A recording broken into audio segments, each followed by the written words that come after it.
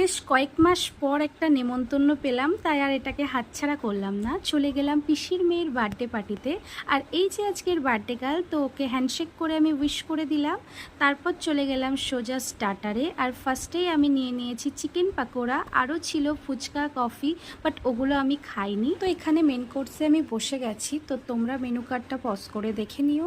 আর ফার্স্টেই ছিল রাধাবল্লভী এবং চিলি চিকেন। আর এই চিলি চিকেনটা খেতে কিন্তু অসম্ভব সুন্দর হয়েছিল, তো আমার তো বেশ ভালো লেগেছে। তারপর আমি অল্প করে ভাত নিয়ে নিয়েছি। আর এখানে ছিল কাতলা রেজালা, যেটা খেতেও খুব সুন্দর হয়েছে। আর মাছটা খুব ফ্রেশ ছিল। আর আজকে সোস টপার, ফ্রাইড রাইস আর মাটন কষা, যেটার কম্বিনেশন জাস্ট ওয়াও। আর মাংসটা কিন্তু ভীষণ গরম ছিল, আমার ছিটতে খুব প্রবলেম হচ্ছিল। আর মাটনটা খুব সফট এবং জুসি হয়েছিল, তো আমি সেকেন্ড টাইম আবার নিয়ে নিয়েছি। আমার বেশ ভালো লাগছিল খেতে। আর আমার মতন মাটন লাভার তোমরা কারা আছো প্লিজ